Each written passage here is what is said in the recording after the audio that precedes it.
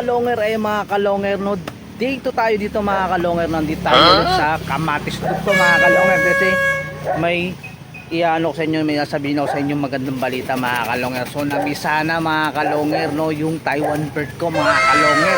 So excited na ako ipakita sa inyo mga kalonger. Tignan natin kung dalawa, dati si kahapon nakalimutan kong video at isa pa lang yung napisa. So silipin natin ngayon kung dalawa rin napisa. Tara na. So ayan mga kalonger, eto yung anak ni Bicolano no, yung Taiwan bird, yung pares niya. Ayan. So ayan, ayun, para nakikita ko parang ano pa lang, parang isa pa lang din talaga. So ayun mga kalonger no. So ayan, isa pa lang talaga, ayun no. Isa pa lang yung napipisa no. So ayan, bigyan muna natin ng pagkain para bumaba itong nanay niya no, yung hen, para bumaba sa pugran. So ayan mga kalonger, binigyan natin ng patuka no. So bumaba na yung yung hen. So silipin natin. So ayan mga kalonger, isa pa lang ang napipisa. Ayan. So hintayin pa natin yung isa no. Sana magandang ayan, sana mabuhay silang dalawa no. So isa pa lang yung napipisa mga kalonger. Ayan pa lang. Hintayin pa natin yung isa no. So ayan, tingin ko baka bukas na ito. So ayan, may katis-katis na rin. Ayan. Ayan, ang ganda. May Bicolanong Taiwan bird na mga kalonger. Ang saya-saya ng pakiramdam ko no. So ayan, ito no. Ayan. Ito yung Taiwan bird mga kalonger, yung Johnson Relax ang kulay. So ayan, ito yung anak ni Bicolano mga kalonger no. Ayan. So ayun, hintayin na natin ito mga kalonger no. Hintayin natin ito hanggang hanggang mapisa yung no. Idudugtong na natin dito tong video to mga kalonger. Ayan. Abang-abangan na natin to, baka bukas o kaya sa makalawa. Ayan, dugtungan na natin tong video mga kalonger. So ayan, so silip lang na natin yung kapatid nitong Taiwan bird no. So ito, wala pa, hindi pa sila nangingitlog no. Ito pa. Ito yung no, kumbaga ito yung foundation bird natin na si Bicolano mga kalonger. Ayan. Ito. Ayan mga kalonger, ito si Bicolano. Pinapakilala ko sa inyo si Bicolano mga kalonger. Ayan, ito yung pares niya, ito yung kapatid ng Taiwan bird na isa no. Ang swerte naman at dalawa silang babae. Ayan, nabigyan ng pagkakataon papares ko doon sa ko no, sa Bicolano kong sa foundation bird natin na si Bicolano. Ayan. Ito. So ayan mga kalonger, ito na no. Ayan, ayan no, isa lang talaga yung napisa no. So ayan, tingnan natin mga kalonger no. So ayan, ang laki na kagad nung inakay mga kalonger. Ayan no. So ayan, yung itlog hindi ko pa tinatanggal no, ayun pa rin So ayan, yung ating Taiwan bird mga kalonger. So ayan. So mamaya no, siguro mamayang hapon no, tignan ko pa no, baka may chance pang mapisa. Kasi pang 4 days na, pero tingin ko malabo na mga kalonger. Tingin ko isa lang din kasi malaki na talaga yung inakay no, naiwan na. Nung tinignan ko pa yan nung isang araw no, na nilagyan ko ng inilawan ko ng cellphone ko no, yung kung gumagalaw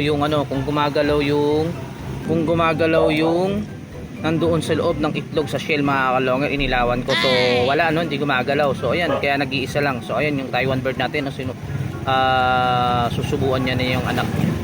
Ayan mga kalonger. So salamat na rin, at thankful na rin ako sa may napisa kahit paano no. So siyempre anak ng Taiwan bird ko yan, at saka anak ni Bicolano mga kalonger. So ngayon ay naantibayanan na natin yung si Bicolano mga kalonger no, kung kailan mangingitlog. So ayan, tingnan natin mga kalonger, susubuan niya ni anak niya.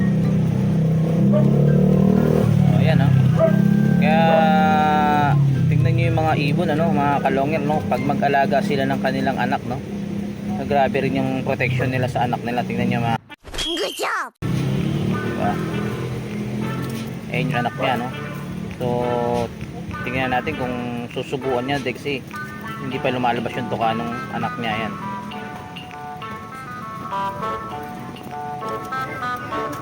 So ayan, medyo naglalabo yung ating cam, at kasi luma na yung cellphone natin at tayo pagka medyo sinuwerte rito sa YouTube channel natin at makabili tayo ng ating magandang pang vlog no. So ayan,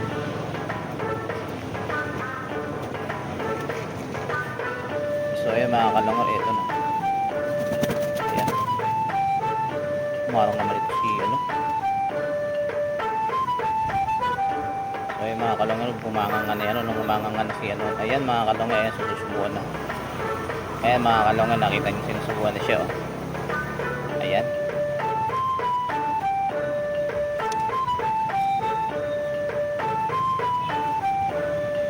Ayan mga kalongger, oh. Ayan. Para makita natin ng maganda, no? At malapitan. Ayan. I-zoom natin ng maigi yung camera para makita natin na maayos kung paano magsubo ang isang kalapate sa kanyang maliit na anak pa. So ayan.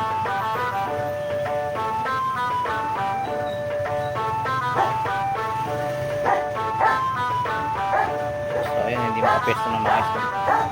Maharang naman ito si ano.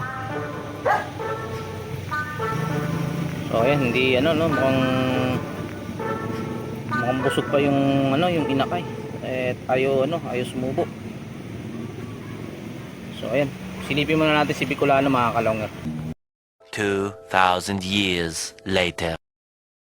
So ayun mga kalongger, good morning. So ayan, eto na mga kalongger, tignan natin yung anak ni Taiwan at saka yung anak ni Bicolano mga kalongger. So nung nakaraang araw kasi hindi tayo nakapag-video gawa nga ng nag-uulan, no. So ayan, silipin natin yung anak mga kalongger kasi isa lang yung napisa, no. So ayan, parang tingin ko medyo malaki-laki na yung inakay mga kalongger. So tingnan natin kung makikita na natin yung kulay nung ibon nung ano, no, yung anak nila, no, nitong Bicolano, kung anak ni Bicolano at itong Taiwan bird natin mga kalongger. Halika na, let's do this. So ay mga kalongger, bigyan muna natin ng pagkain para hindi sila lumupo dun sa ano, no, sa pugaran nila, at para makita natin ng maayos yung inakay. So ayan, ito nga pala yung anak ni Bicolano, ito. Yan. Tapos ito yung ating Taiwan bird mga kalongger. So ayan, silipin natin bagya yung kanilang anak, no. Ayan mga kalongger. Ito yung kanilang anak mga kalongger. So ayan, ayan mga kalongger, ang laki na kaagad mga kalongger.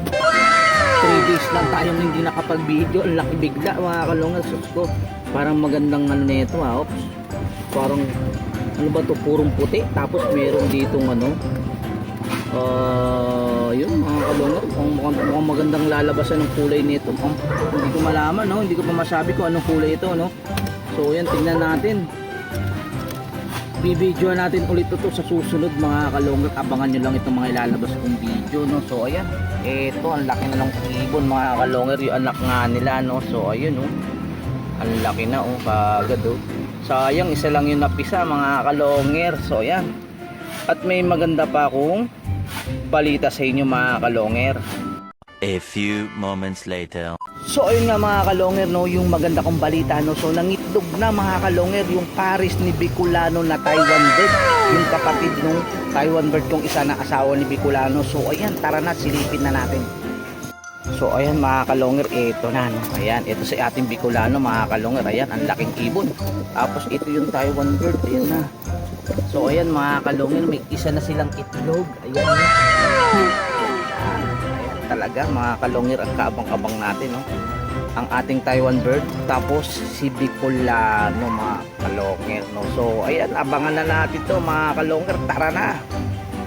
So ayun mga kalongger, doon lang muna yung ating kwento rito sa ating Taiwan bird tsaka sa Bicolano ko, no, tsaka sa anak ni Bicolano. So ayan, ang susunod naman natin yung tignan natin yung pagpisa naman nung Bicolano mismo, no, tsaka yung Taiwan bird mga kalongger. So yun na, nakita nyo na, no, namisa na yung anak ni Bicolano at yung isang Taiwan bird mga kalongger. So ayan lang muna yung update natin dito sa Kamatis Loop natin mga kalongger, no. So ayan, maraming salamat. Abangan nyo ang mga susunod na kabanata. Yun lang po mga kalongger. So ayan, kung bago lang kayo sa channel ko, pakisubscribe, pakiclick bell button, pakishare at like, at comment rin mga kalongger.